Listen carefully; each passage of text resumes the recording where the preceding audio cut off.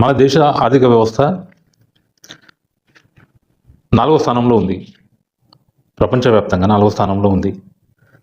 కానీ తిండి లేక 102వ స్థానంలో ఉంది.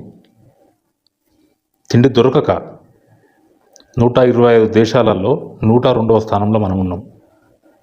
అయినా ఆర్థిక రేట్లో 4వ స్థానంలో ఉన్నాం. ఒక రోజుకి ప్రతిరోజు సుమారుగా 20 కోట్ల మంది ప్రజలు ఖాళీ కడుపుతో నిద్రపోతున్నారు మన దేశంలో. ప్రతిరోజు 7,000 మంది తిండి దొరకక చచ్చిపోతున్నారు.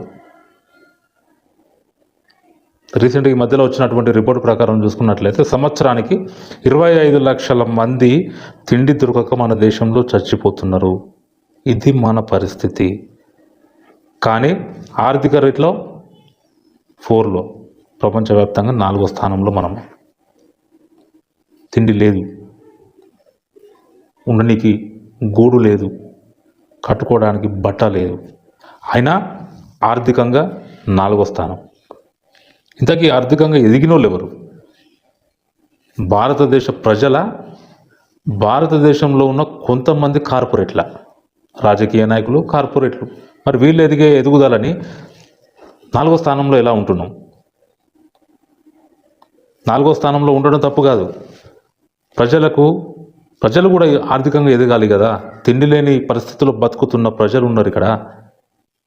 మరి ఆర్థికంగా ఎదిగినాం అనేది గొప్పలు చెప్పుకున్నప్పుడు పేదవాడు లేని దేశం అని కూడా గొప్పలు చెప్పాలి కదా. మరి పేదవాడు లేని దేశంగా తయారు చేయాలి కదా నాయకులు. తిండి లేని స్థితిలో ప్రజలుంటే విదేశాలలో ఆస్తులు కూడా పెట్టుకునే ఆ పనిలో ఇక్కడ కార్పొరేట్లు, రాజకీయ నాయకులు ఉంటున్నారు. ఇదేనా ఆర్థిక వృద్ధి రేట్ అంటే? చదువులో ఎక్కడున్నాం? ఏ స్థానంలో ఉన్నాం? వైద్యంలో ఏ స్థానంలో ఉన్నాం?